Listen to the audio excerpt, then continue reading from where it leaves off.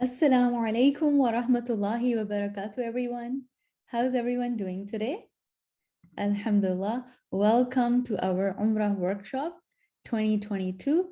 And why is this workshop different? This workshop is different because, inshallah, we're going to talk about some additional details which are not usually taught about because uh, because of COVID, due to COVID, there are some restrictions, there are some differences. So, inshallah, just to make things easy, Alhamdulillah, Sister Shazia Nawaz recently performed Umrah. And then, Alhamdulillah, she brought a lot of details for us.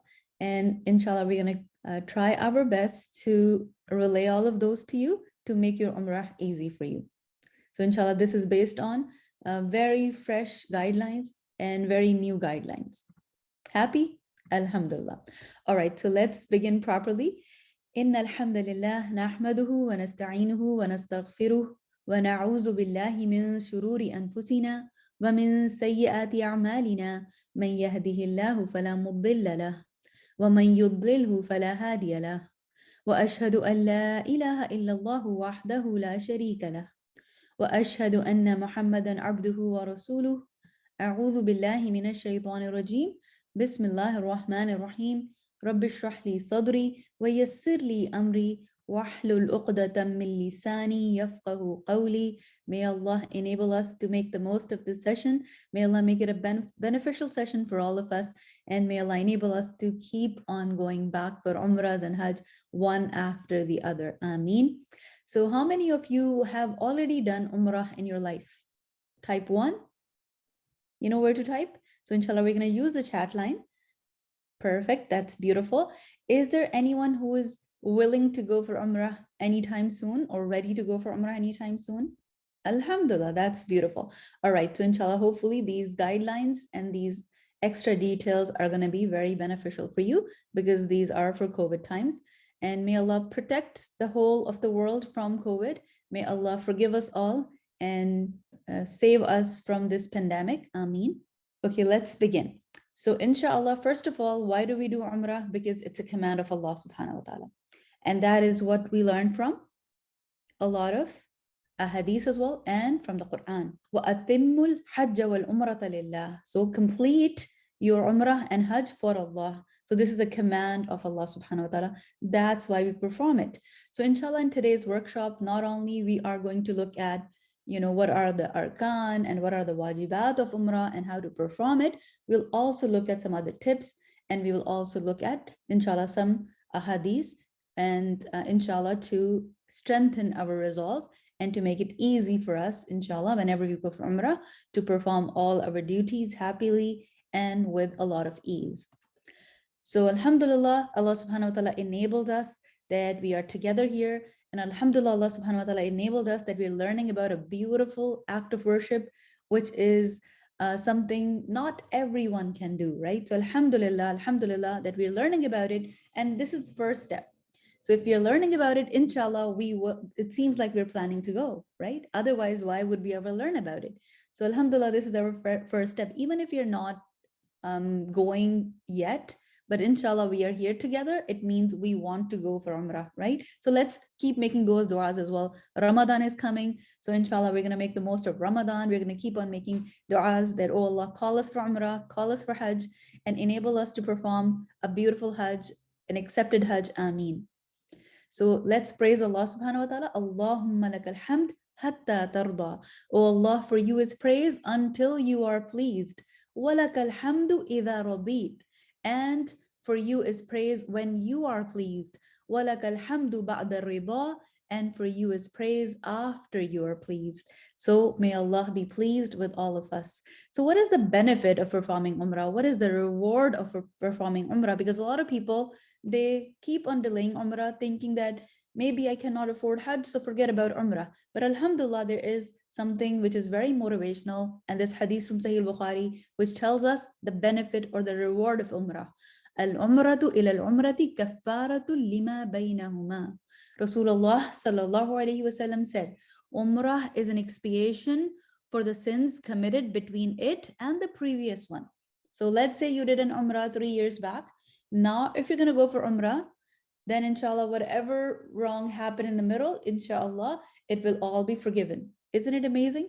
So alhamdulillah, whenever you get an opportunity, go for Umrah and don't delay. And inshallah, the more we go, the more Allah subhanahu wa ta'ala removes poverty from us. That's another hadith. That's the gist of that. So let's move on.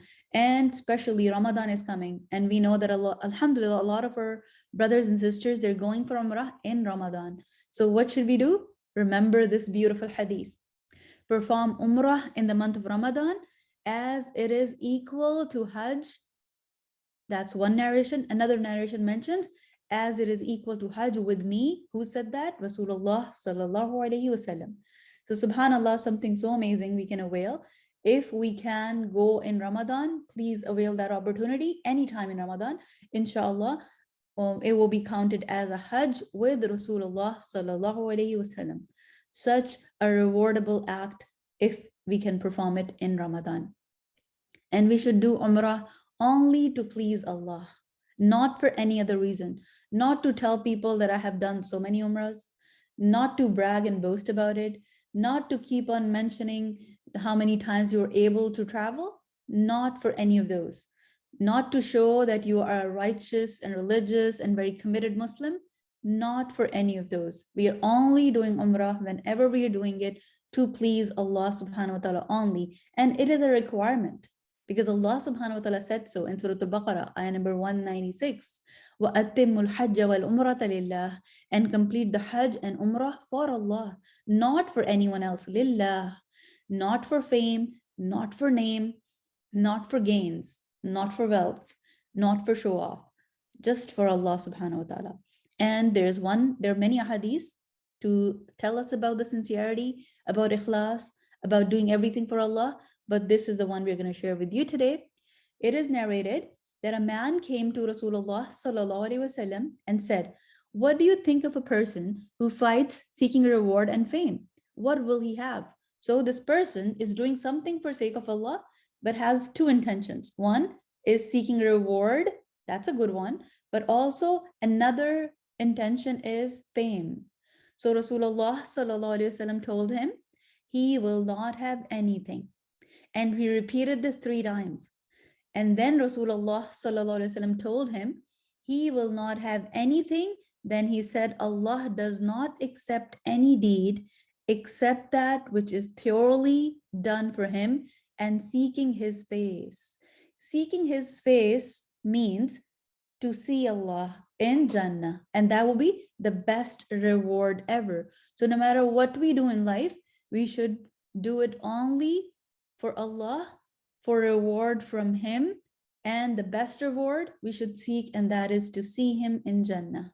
May Allah enable us to see Him. Say Ameen. Let's move on. And there should be another intention. So this is for sure for Allah, no other intentions, right? But there should be another intention that we want to come back a new person. Intend to be better. Intend to be more righteous when you come back. Intend to be better in terms of your akhlaq, in your amal, and also in your ibadat, right? So you should be better in terms of your ibadah. You should be praying better. And then when you come back, inshallah, you should try to have better relationships with people around you. And also when it comes to your adat, your habits, you should also improve in them. So inshallah, we need to improve ourselves in worship, habits, and manners. And an Umrah trip or a Hajj trip should change us for good, and also should change us to become the best version of ourselves. May Allah enable us to do that. And also Ramadan can do that for us. If you're not going for Umrah, make it a goal for your Ramadan that you want to improve yourself in your worship, in habits, and also manners.